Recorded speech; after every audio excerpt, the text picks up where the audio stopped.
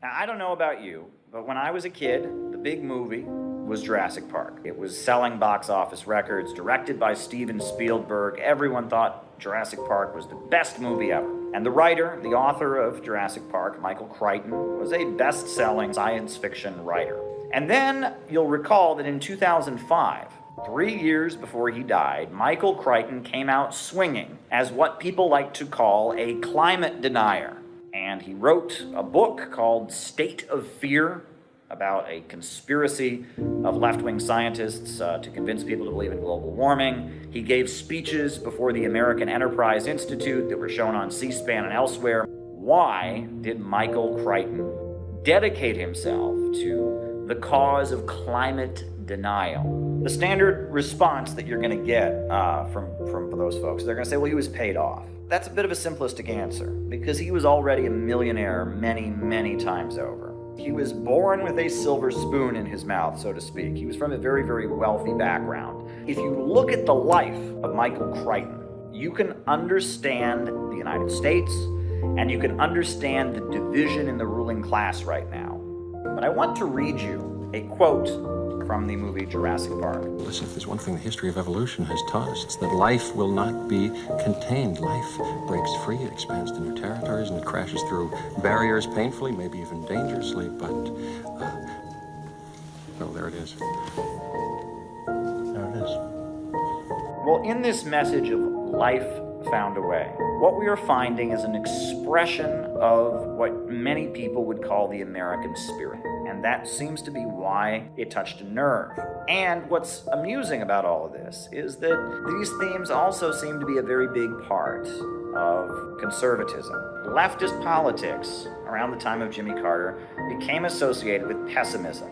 Jimmy Carter was a big promoter of the concept of overpopulation. There are too many people in the world. I mean, almost everyone in his administration had come out of something called the Trilateral Commission, which was a think tank set up by the Rockefellers. And the Trilateral Commission was talking about overpopulation and the need to control the people and the danger of democracy. You know, the Carter presidency was very much a Rockefeller, Eastern establishment, synthetic left presidency.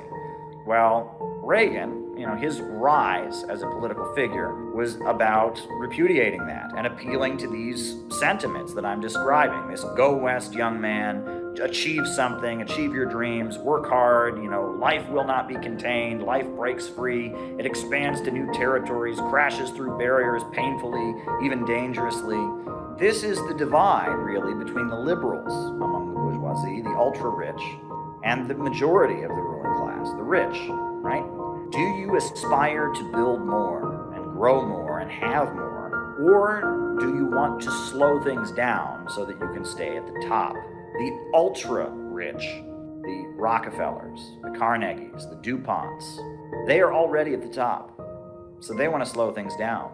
They don't want any competitors.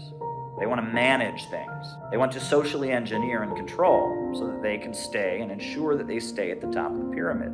Meanwhile, the majority of the ruling class resents that and feels like they're being contained and held back. They don't want to be controlled. This is the divide that has defined American politics for the past 100 years.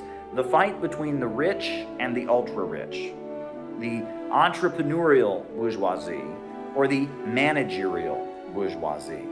This is the divide between the pessimistic outlook of the ultra-rich who want to control humanity, fear humanity as a dangerous horde that could potentially get out of control, want to slow down growth and hold everything back so that they can stay at the top of the pyramid, and the optimistic view of the majority of the American bourgeoisie that want to get rich or die trying, get more money, work hard, work relentlessly, get to the top. This is the divide. Michael Crichton very much represented the sentiments of the lower levels of American capital. His whole life tells that story. He was all about working hard, all about getting ahead, all about life finds a way, it overcomes barriers, the relentlessness of the human spirit, the idea we're just going to fight to get ahead. The pessimism that dominates a lot of those raising the climate alarm was a big threat to him.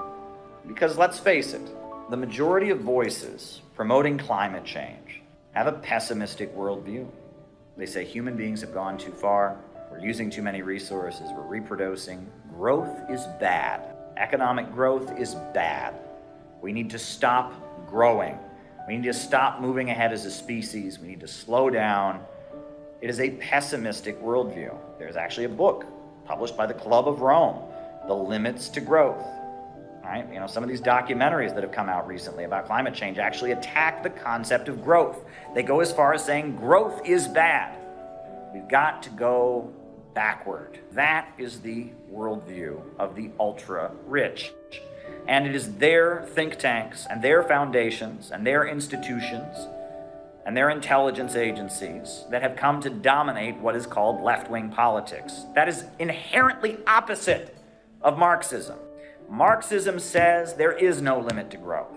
Marxism says that with the banks, factories, and industries organized rationally and no longer controlled for profit, there is no limit to human creativity and growth. That we can continue to grow and grow and grow. That's what Marxism says. Marxism says that not only can we have it better than we have it today, but with rational control of the means of production, by eliminating the anarchy of profits in command, that humanity can grow and grow and grow, and that so much abundance can be created, so much prosperity can be created, so much peace can be created, so much comfort can exist, that eventually the need for any coercion at all can go away. The state as an institution will wither away. That is the vision of Marxism, is that with rational planning of the economy, without the greed of the capitalist in command, without the capitalist exploiting the worker, but with all of society owning and controlling the wealth together, with the major centers of economic power, the banks, the big factories, the big box stores, the airlines, the means of communication, the means of transportation, with the major centers of economic power, the oil wells and the coal mines, with all these things being consciously, rationally planned and owned by all of society and organized to work in the interests of all of society, growth will be unlimited, and that humanity can get to astounding heights, and that all of us can be far, far wealthier and far, far more comfortable than the richest billionaire in our time.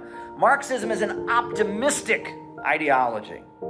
It is an ideology that says human creativity and human brilliance is unrestrained. Read Frederick Engels and his writings about the role of labor in the transition from ape to man. Human beings have gone from hunter-gatherers in caves to Mesopotamia and Greece and Rome, to medieval Europe, to the Industrial Revolution, all the way up to space travel and iPhones and YouTube. Human beings are creative creatures that are capable of achieving real, astounding miracles. And human beings are creatures that long to grow and expand. The nature of humanity is growth. Check out Anna Louise Strong, amazing, amazing American journalist from Seattle. She said the American mentality, what she calls the motor-mindedness of the American spirit, that pioneer, go work hard and build things spirit that Anna Louise Strong identified with America. She says that during the Great Depression, that American spirit had been lost. They felt that the state didn't care about them. They felt that the government didn't care about them, that they were on their own. They were hopeless and frustrated during the 1930s. But it was the Soviet Union that was the new America. The Soviet Union was where that optimism was found, where people believed that tomorrow could be better than today. And the smartest engineers and scientists and writers were all going to the Soviet Union and marveling about it. And that the Soviet Union, with its 5-year economic plans, with its big construction projects, with its campaigns to wipe out illiteracy, building new schools and hospitals all over the country, what Stalin was doing in the Soviet Union, the economic achievements of the 1930s, where one of the poorest countries in the world, Russia at the time, one of the poorest countries in the world, became a superpower and industrialized itself with the biggest hydroelectrical power plants in the world. The best music was coming out from Shostakovich. the best ballet performers in the world, the best films with Sergei Eisenstein, everything that the Soviet Union was achieving in the 1930s. People in the 1930s, they said that the Soviet Union is the new America. Where is the go get 'em, go out and achieve your dreams mentality found today? In China. Absolutely. China is building high-speed railway all across the planet. It's raising impoverished countries around the world up, building electricity there, power plants. China very much has that same idea. You could say now that China is the new America, because it's China that is talking about the Chinese dream, it is talking about the mass line, socialism with Chinese characteristics, One Belt, One Road initiative, the shared community and vision of all mankind. All of this stuff, all of the stuff that people used to associate with America, that work hard vision, that belief that we're going to build a better country, tomorrow's going to be better than today, people now associate it with China. The right wing in the United States has wrapped up their optimism with ruthless, rugged individualism, with chauvinism, national chauvinism, bigotry, anti-communism, climate denial. Their optimism is simply an expression of the will of the lower levels of capital to make profits and a hostility toward anything that might get in the way of the ultra-rich and their desire to make profits. To be conservative in the United States in our time means that you are a worshiper of capitalism. That's all it means. Meanwhile, there's the American left wing. And as Marxism has faded away, the so-called left wing of American politics has been infected with pessimism, this dark view, and this contempt for humankind. Populism is the greatest evil, according to the American liberal, because populism means that the rabble are getting together. The inferior, uneducated masses are coming together and organizing for their rights and demanding things and protesting. They're not smart enough to do that. No, we need smart intellectuals to manage them and control them. Give them phones to dazzle them all the time. Give them drugs to take and control their minds. Just let the broad masses of people, this vulgar mob that threatens the intellectual, let them be carefully controlled. Let them gradually die off. Manage them, control them, educate them so that they're not racist, sexist, homophobic, and uneducated. That is the liberal view. So what do you do as an American Marxist? What do you do? The answer is you get to the masses. You get to the masses with two things.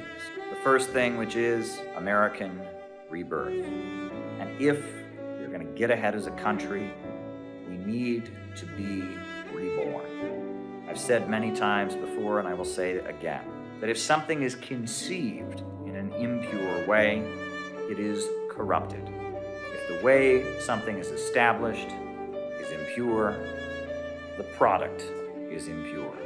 In legal terms, they talk about fruit of a poisoned tree. Capitalism, from its inception, has been a genocidal system. The United States was established in the process of primitive accumulation, in the process of capitalists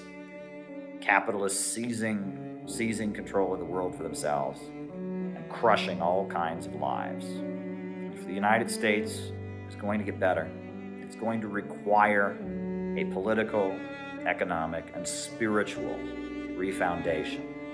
And this is my concept of the American rebirth, that the USA must be reconceived in a spirit of brotherhood and kindness and compassion and shared destiny. The other thing that needs to be made clear is that if you really want that human spirit of growth to return, if you really want that optimism that keeps people going to return, if you want that motor-mindedness, that American mentality, that work hard and get ahead, that achieve your dreams, that entrepreneurial mentality, if you want to get that, socialism is the way. It's socialism that turned both Russia and China into superpowers. It's socialism that made Cuba, a small island in the Caribbean, known all over the world for its healthcare system. It's socialism that raised millions from poverty and continues to do so around the world. And that socialism Socialism, if it's going to be successful, it's going to capture the imagination of the American people. Socialism is not about crushing people's creativity. Socialism is about unleashing people's creativity and lifting it from the restraints of the profit system. Socialism is about allowing human brilliance to go further than ever before. Socialism is about getting beyond the chaos of the market, the system where people are homeless because there are too many houses, where people are hungry because there's too much food. Socialism is about allowing us to come together as a species and rebuild not just one country, but the whole planet in a rational way. But socialism is also not pessimistic. It's not dark. Socialism is the human species asserting itself and asserting that no, we're not going to go extinct. No, we're not going to stop growing. Socialism is an ideology that understands that life will not be contained. Life breaks free, expands to new territories, crashes through barriers painfully, and maybe even dangerously.